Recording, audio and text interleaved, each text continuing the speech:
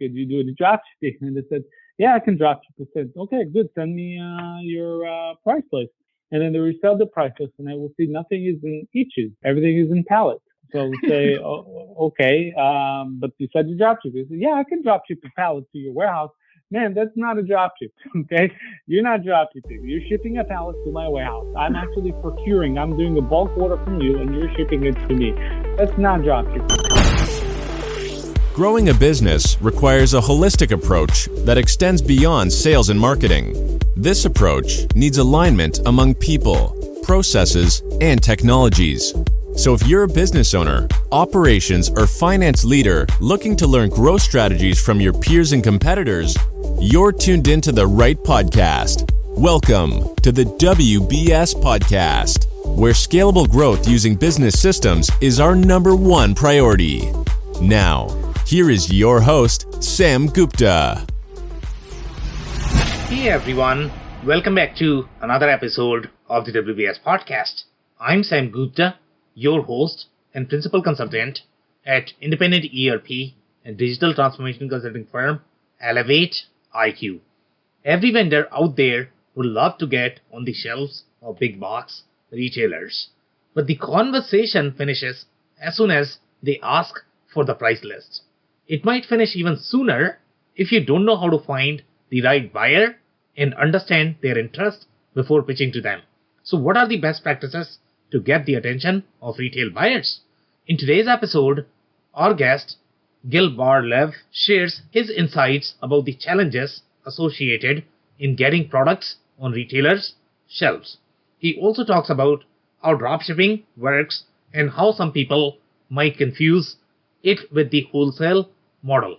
Finally, he discusses different strategies in navigating larger procurement organizations and how to get their attention. Let me introduce Gil to you.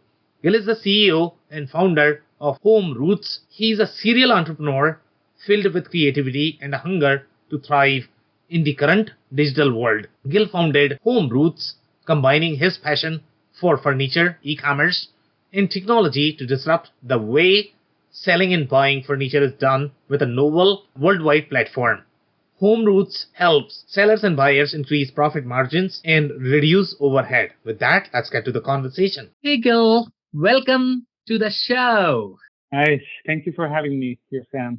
My pleasure. Of course, and we are super excited to have you as well because the kind of experience that you bring to the table, especially from the retailer's perspective, it's going to be so fascinating for our listeners. Just to kick things off, do you want to start with your personal story and your current focus, Gil?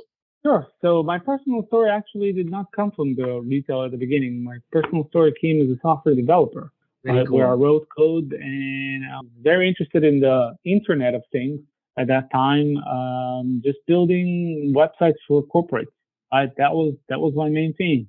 But somehow I got into a project with Toys R Us. I started working there, and the major project that I was asked to lead because it was in the Internet of Things was to do business with the e-commerce leader at that time, which was Amazon. Right, so I basically led a project with Amazon, and that's the beginning for me into the e-commerce and retail space with Toys R Us on a global scale and Amazon on the e-commerce. And that's how it grew. That's what got me into this, what I'm doing today.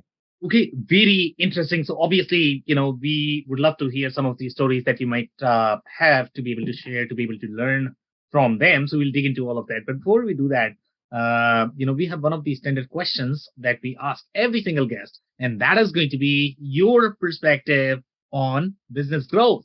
Business growth. Wow. Okay. So that's general.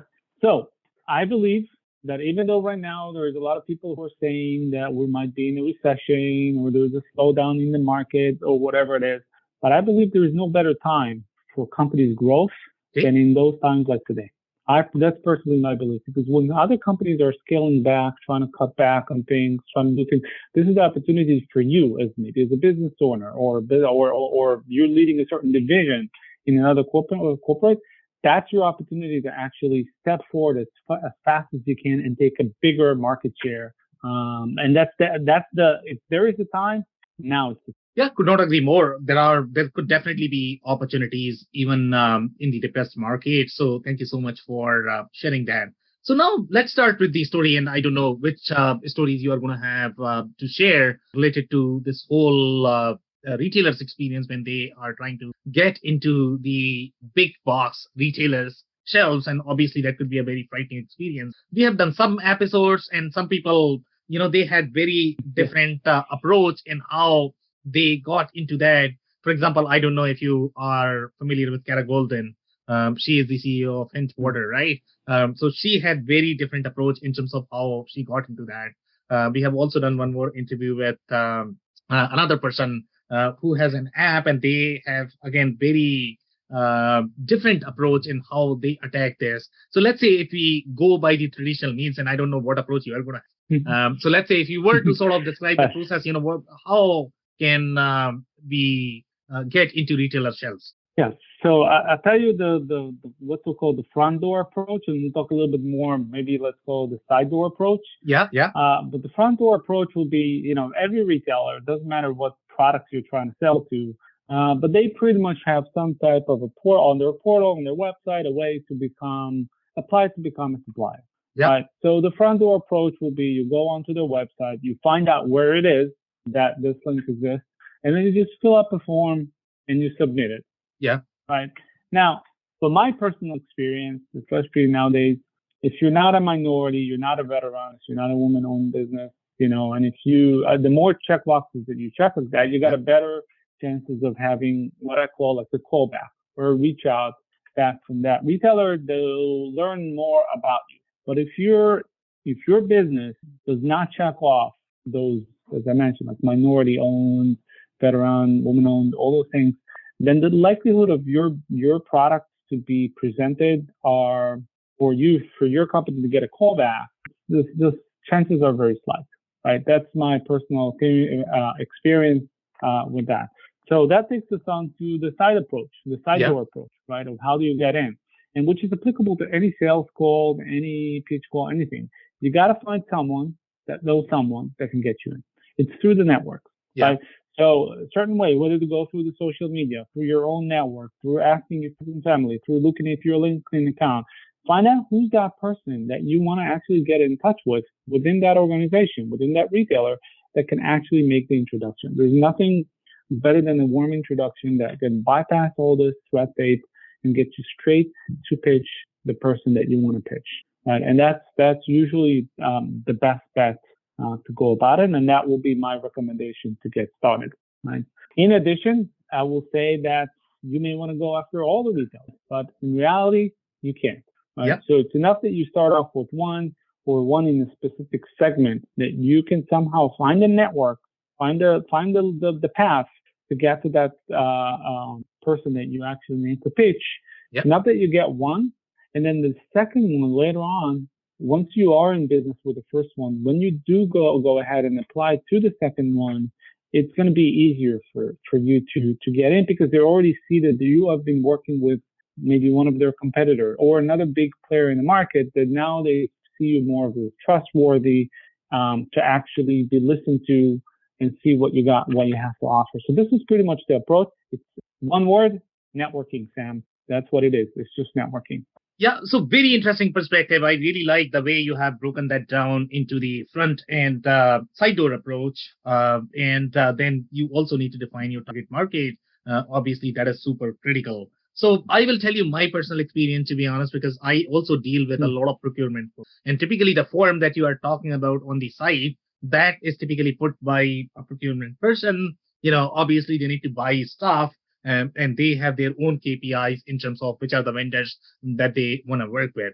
But one thing I will tell you that is going to be consistent, whether you are trying to sell your products or whether you are going to buy your products, okay? Both are going to be in equal pay. It's also very hard to find the right vendors that are going to be reliable, that are going to be trustworthy, that are going to be providing the products that they really care, okay? So you mentioned a couple of factors such as unless you are minority owned, obviously those are the check boxes. The companies are also trying to check because they need to make sure that they are the KPIs. But at the same time, they also have their own priorities. And in my experience, and based on the kind of interviews that we have done so far, typically the problem always is going to be in finding the right product categories where you should be positioning your product, in aligning the kind of pitch that they want to hear. Typically there's going to be a little bit of disconnect in if you don't understand which are the product categories that your product should be falling to, because they have their own way of looking at the product. If you're trying to sell a new category, and if it does not really fit in their product categories, then they don't even know how to sort of pursue your request. So I don't know if you have any sort of follow-up comments there, any sort of stories that you might be able to share based on what I just shared. Yes, no, definitely. You raise a very, very, very good point, and I agree with that 100%. 100%. So it's like the concerns from a retailer standpoint, the reason why, first of all, they're not reaching out. Obviously, the minimum is just they're getting a sheer amount of requests to become their suppliers. A lot of requests, right? And they don't have the time. Just look at just look at your day to day. You don't have time to get back to anybody who's reaching out to you. You're busy. Right? And especially when you have all those different requests, different products, whatever, you just don't have the time. Right? But when going back to my point about finding the network that can, through that you can get in, that becomes like a warm referral. When you get someone that's referring to you, someone that someone that you trust, and say, hey, Sam, you know what? You should really listen 5 minutes to Gil. You might have something interesting. There's a better chance that you're going to actually listen to that guy and you're going to hear me out because you trust that guy. You don't trust me yet. You don't trust Gil, but you trust that guy. And because you trust that guy, you're going to give me a chance. Now, it doesn't mean it's not a recipe for us to do business together, but it definitely increases the chances of us actually doing together to actually get it into a certain interaction. And maybe I can spark your interest and we can do something about it in the future. But I'll tell you, going back to retailers, the biggest concern is quality, right? Yeah. So you got to find at least one company that is aligned to your core competence, right? Don't try to, I don't know, if you're now selling toys, okay? Don't go after a shoe company that maybe offer them like, maybe do it like as a side gig or another flash sale or whatever. It's not their thing. Don't go that route. If you're selling toys, go after companies that sell toys. That's what they want to do. That's what they're looking to get vendors for. But the quality is an issue. So your first one's going to be the most difficult one. After you've done the first one, you could then leverage that relationship with the first one just as a proof of concept, just as a way to referral. To say, hey, look, I'm already selling to this guy. And look, you can look up the products. You can look at maybe if it's online, then look at the reviews, look at, feedback from consumers. You see that my product is trustworthy, and use that as a leverage for your next, for second and third and fourth companies or customers that you really want to go after. And that's pretty much, that's like anything. The first one is the most difficult, but that's why you need someone to help you get in through the door.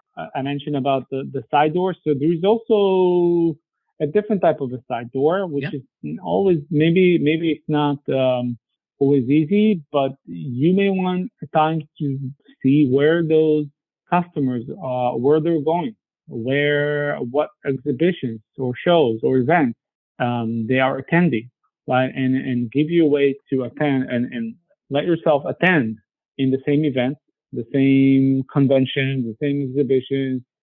Try to get into a dialogue with them, not in a way that it's like stalking them, right? You don't want to spook them and then turn them off completely, but as a casual way to try to talk to them, get yourself introduced. It's the same way like to try to, I don't know, hit on someone. It's just a way to get yourself into a communication where the other side's still a little bit more comfortable speaking to you. And then maybe if the conversation went well, you're going to have a second date. You're going to have a way to pick up the phone, maybe or then maybe they call you back and give you another couple of minutes to pitch your line or your product to them. So that's another approach that I've used in the past. Again, it's a little bit, as I mentioned, the introduction approach is, in my opinion, is a bit better and quicker. But in case you don't have a route, go through those events, exhibitions, to try to get a hold of that person, be in front of them. Don't pitch them hard. Just try to react as if you're trying to make a friend. That's it. Okay, don't try to sell.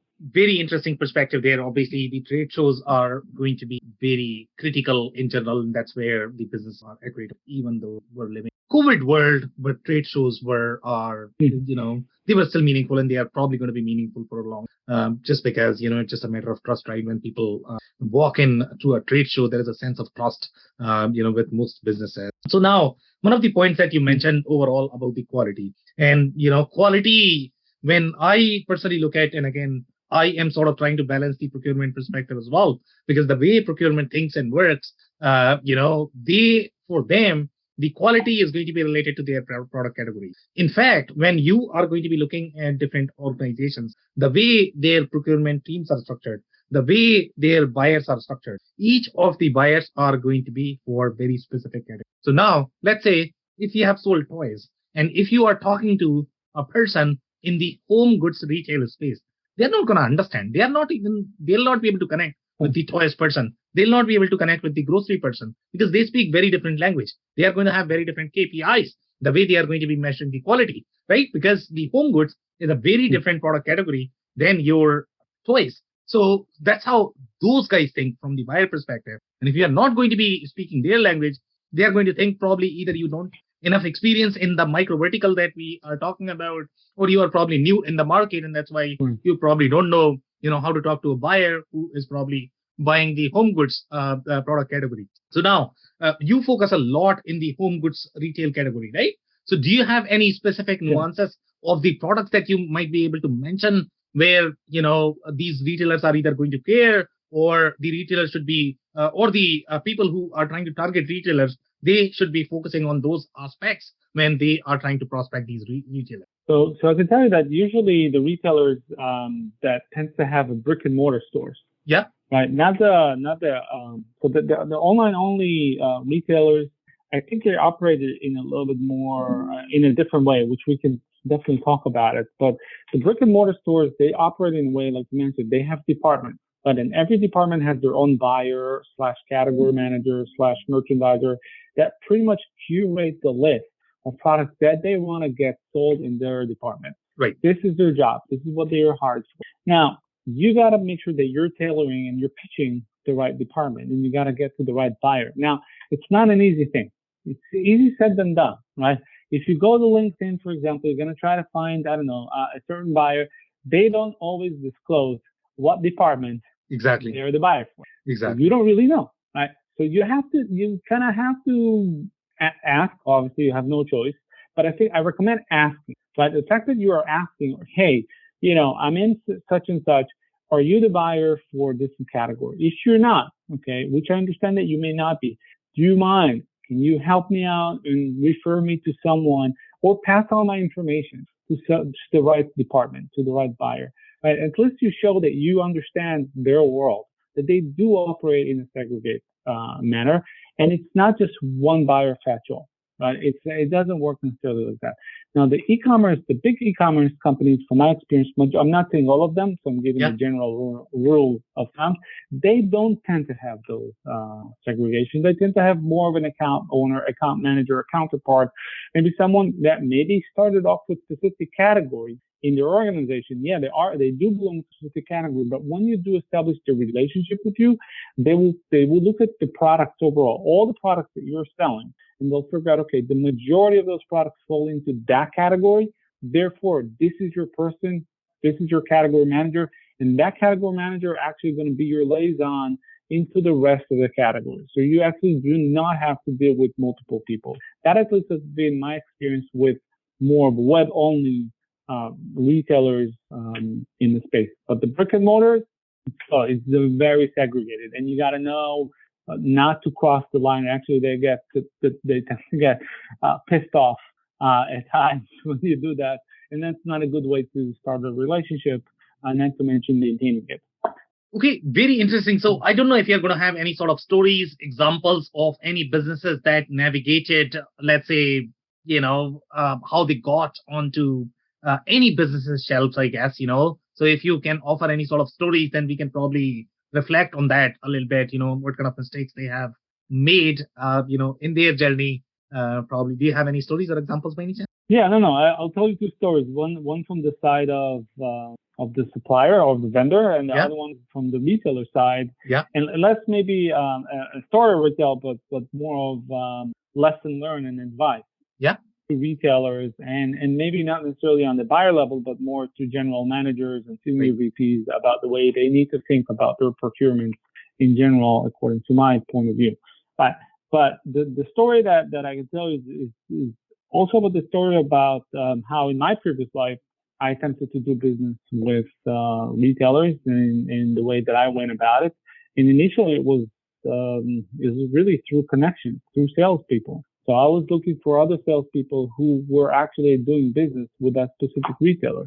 Yeah. Right? Now since that salesperson already know the retailers, he already has the contact. You already know which department, which buyer exactly to reach out to. So the fact that I was able to find, so my efforts were spent more on not trying to actually reach out directly to the buyer, but actually trying to find out the person who was already in connection with that buyer. And I was trying to find that, and that's where majority of the efforts spent. That salesperson, for them, they have a motive of actually selling more. So they have the motive of money. They're motivated by money to get you into business with that retailer. Now, they want to make sure they're not wasting your time and that you're serious. So the personal story was, at first, I was not that ready. Right? I didn't have all my ducks in a row. Sometimes you got to come up with some product presentation. Yeah. Right? There's a certain way to present it. So I wasn't aware of all those things. I wasn't aware of all the information. The pricing was not necessarily as much in line. There's a lot of things that I at first maybe did not understand about margin. Yeah. Right. This is a big topic for retailers. They're not very protective of their margins. And you got to make sure that when you are selling to them, you give them enough room to fulfill those margins requirements. Yeah. Right. So those are all the things that I've learned over the years, with mistakes being done, with first reaching out to a sales rep, giving a certain a pricing proposition for a product, and then realize the pricing is completely off. And usually you got one chance. It's very tough to get a second chance if you blow it up. So the lesson learned here is to really do your homework before. Look at the competition, see how much the competition is selling the products for, and make sure that you give at least 45, even sometimes if you want to be very, I would say, get some the proper attention, maybe give 50 points for the retailer so they have enough to market your products out there without being concerned about competition or getting their margins being cut off. So again, that's my lesson learned.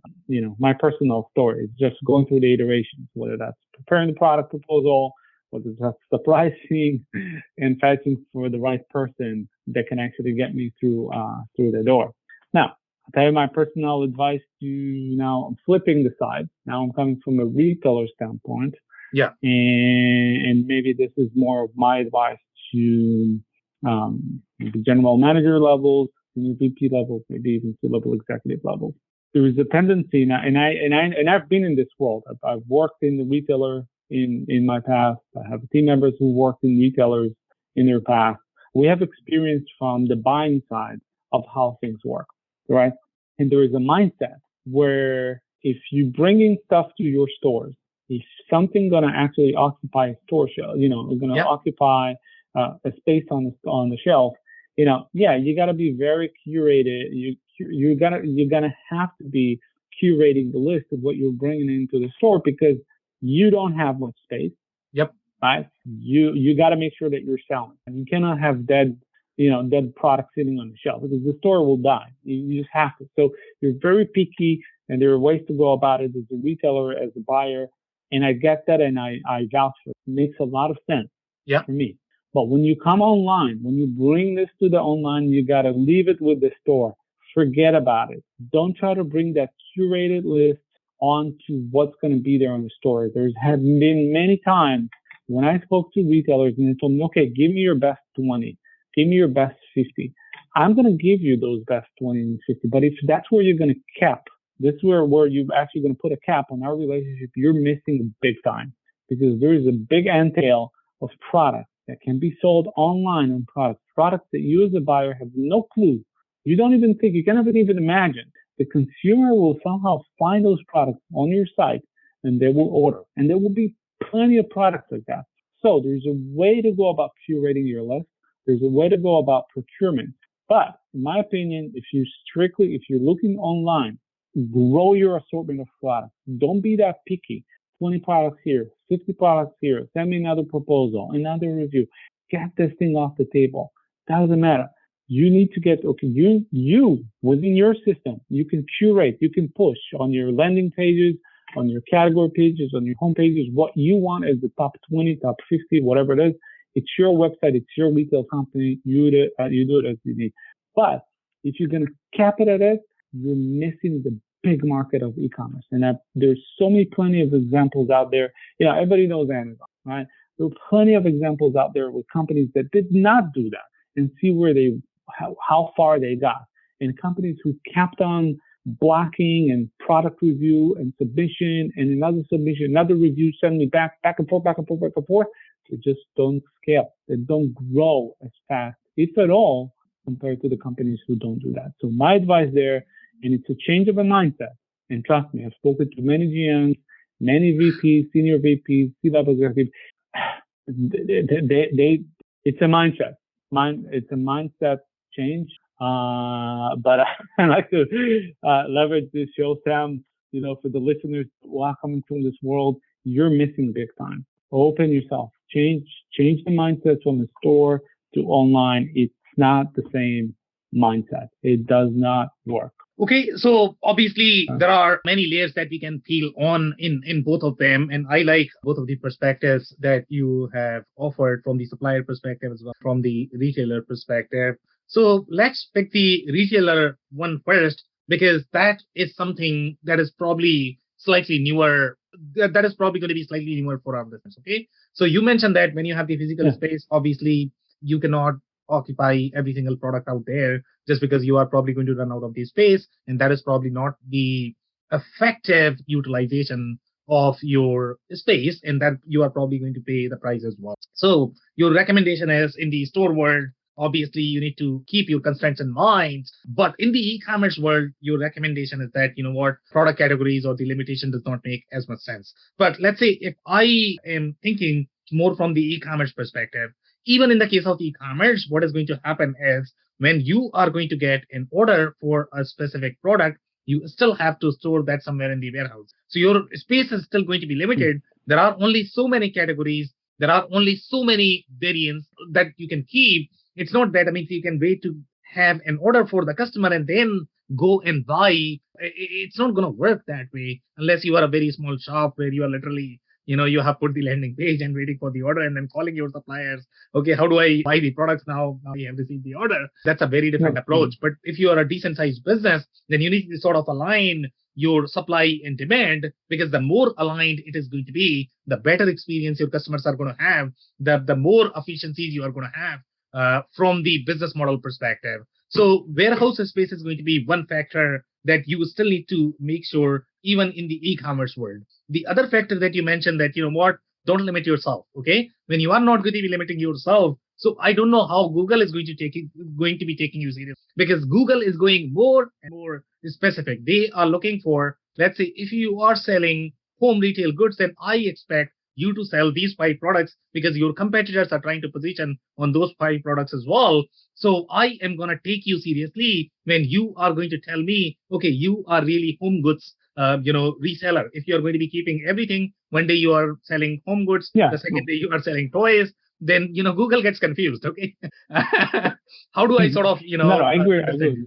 Yeah, no, I definitely agree. No, I'm saying it's obviously it's by all means you got to stay focused on your lane, on your industry and your products, right? Don't start. Right. What my point was, not start selling, I don't know, cosmetics alongside with furniture, and that's gonna be bad marriage. You touch upon a good point with the warehouse, and so and about the stores and everything. So I wanted to clarify something about that need and what I meant by push as many products as you can on online. But when you're getting products, the beauty of online or e-commerce in general, there's a term which I've not invented, but it's called dropshipping. Now, if you have a very strong this is where you touching back to a quality vendor.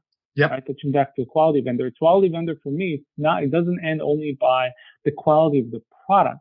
Yeah. but also by the quality of ability to fulfill products on time and the ability to serve, right? Even if you don't do fulfillment, if you let the retailer do the fulfillment, assuming that they wanted that, still on the back end, you need to support them. You need to service them. You need to service their customers, right?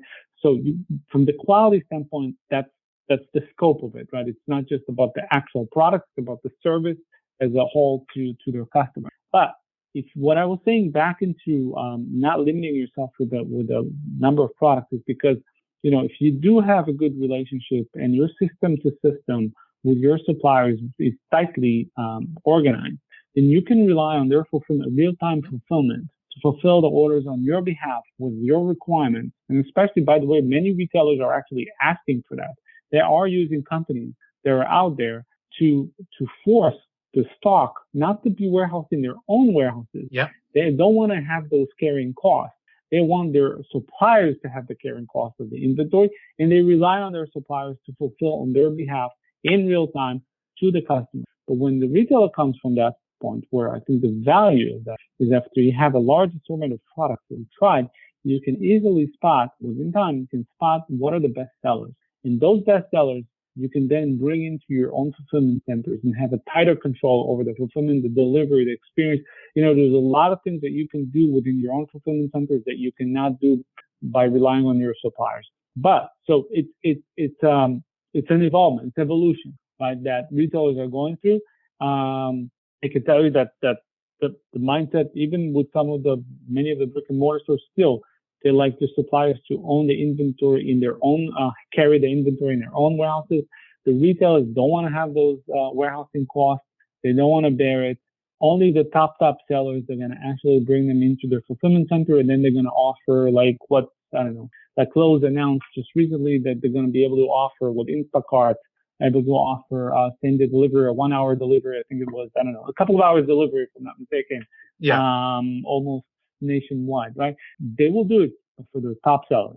But for them to find the top sellers, they need to see the assortment. You never know what sells, what's not. You may think that product will never sell until you put it on your site and consumers start seeing it. You don't know from where, and then it becomes a top seller. Things that you can never imagine. I've seen so many different products out there that I would never, ever in my world have imagined that they will sell as good as they will sell, as they sold. And I was surprised. And I'm sure that every retailer, every buyer in every category, and every retailer can tell you the same story, that they never imagined that this specific product would have sold or will sell as good as it sold had they ever been given the information ahead of time. There's no way. So there's a lot of stories like that.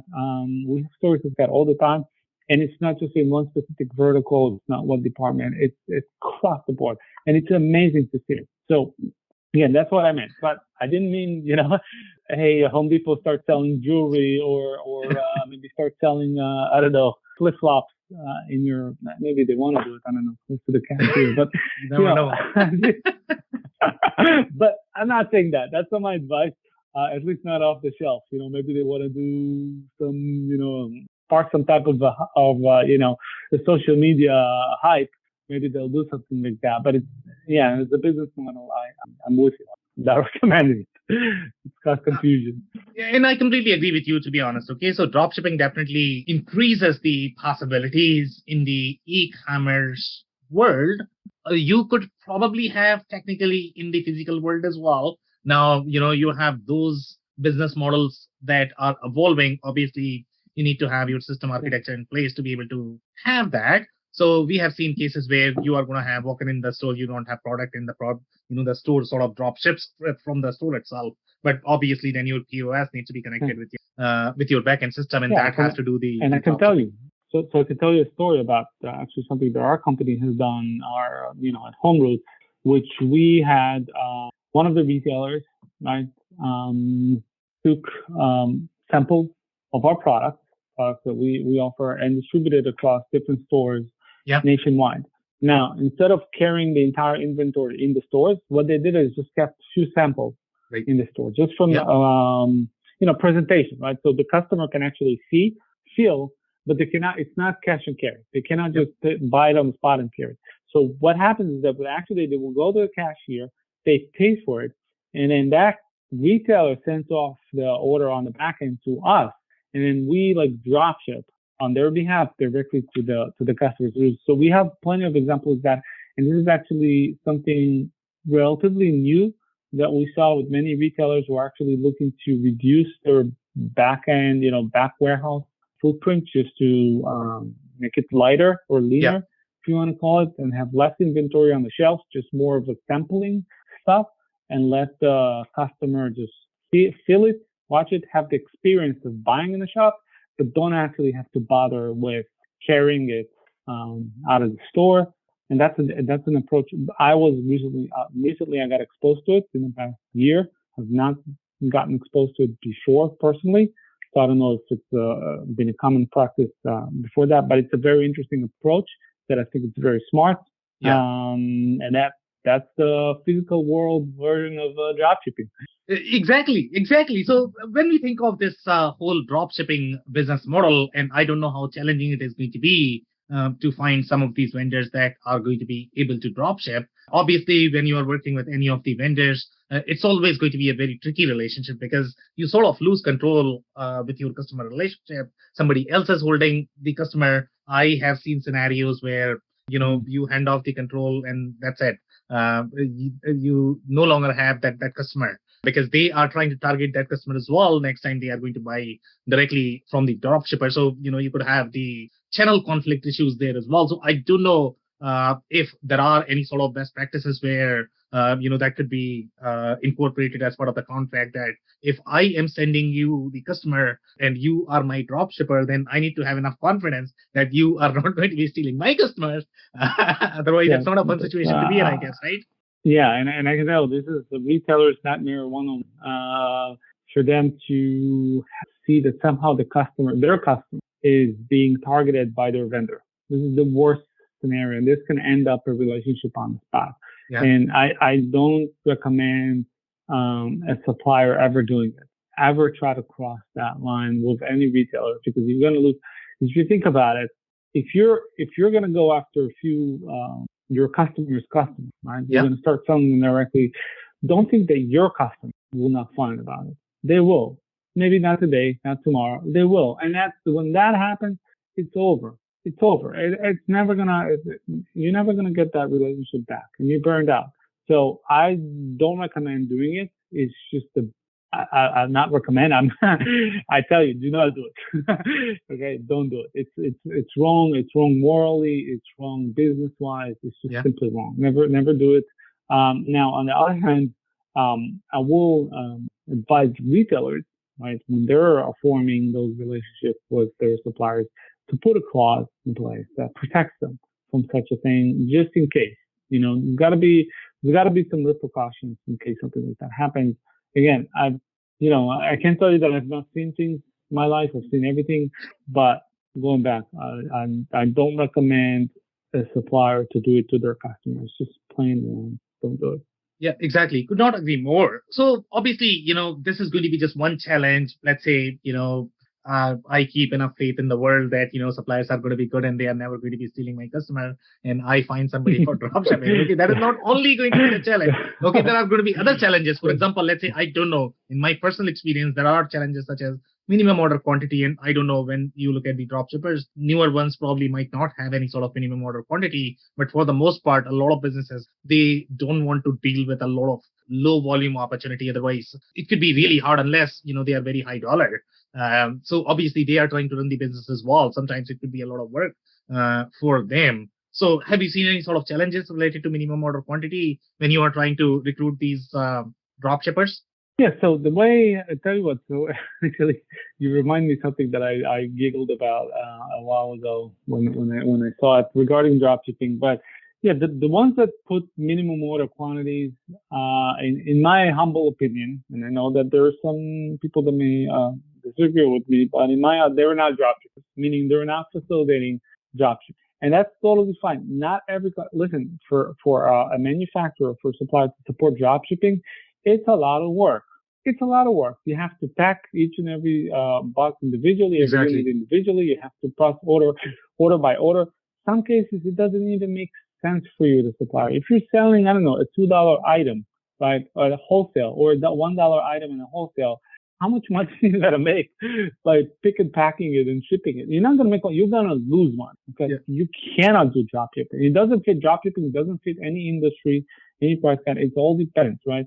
Obviously, if you were to sell a box of water, right, a full water, and now you're selling the entire box of maybe not water, but maybe I don't know sweetener drinks or whatever it is, special some type of soda, whatever it is that the retail price, the wholesale price is a little bit more, I don't know, maybe like $20 or $15.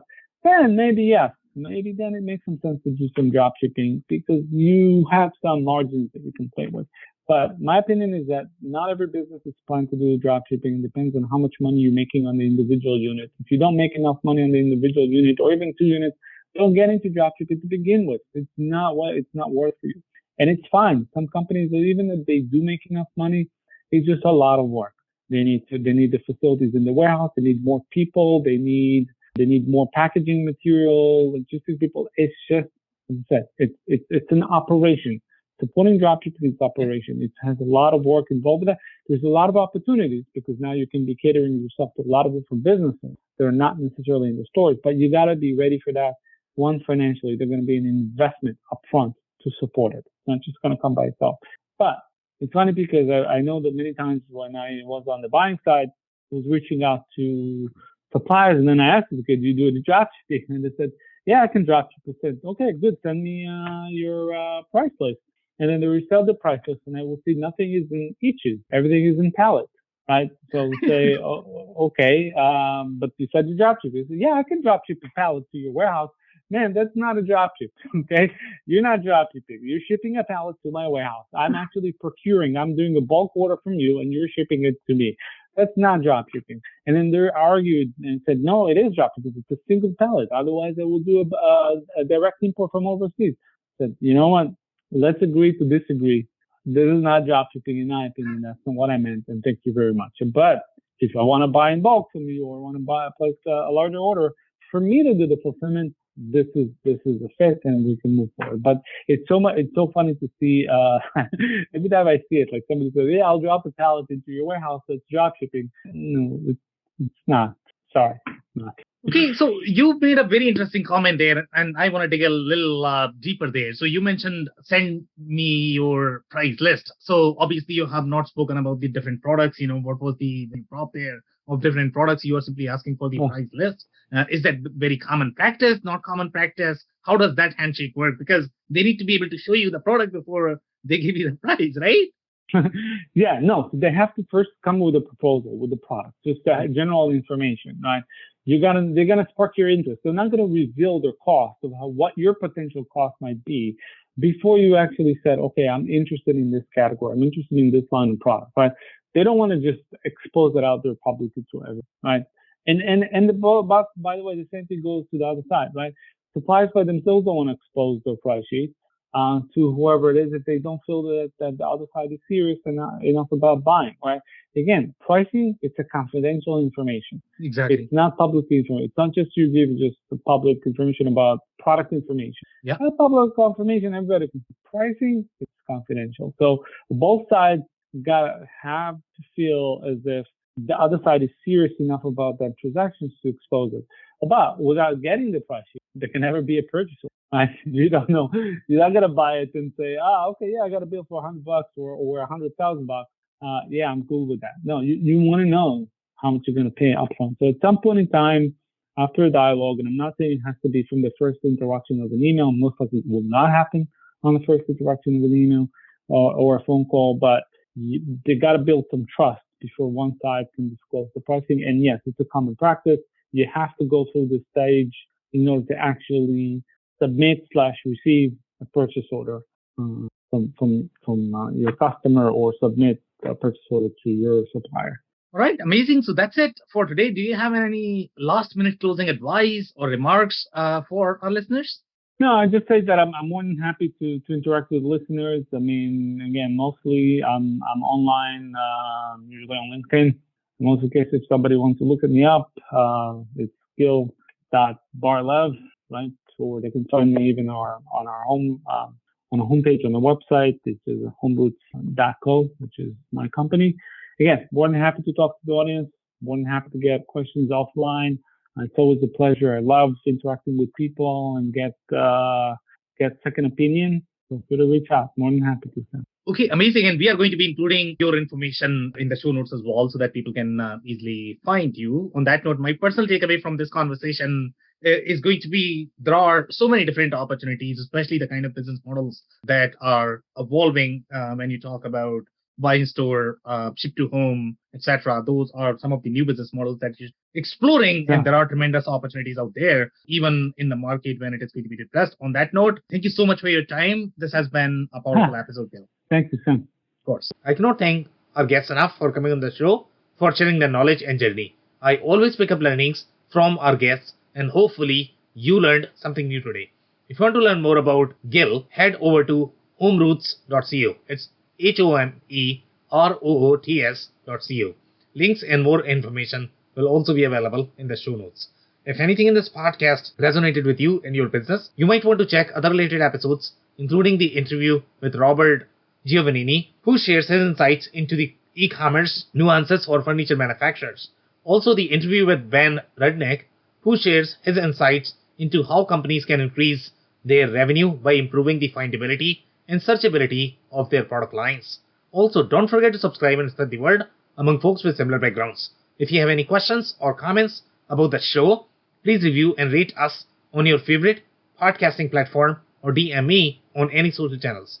I'll try my best to respond personally and make sure you get help.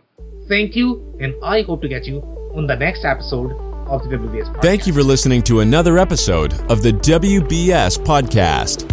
Be sure to subscribe on your favorite podcasting platform so you never miss an episode.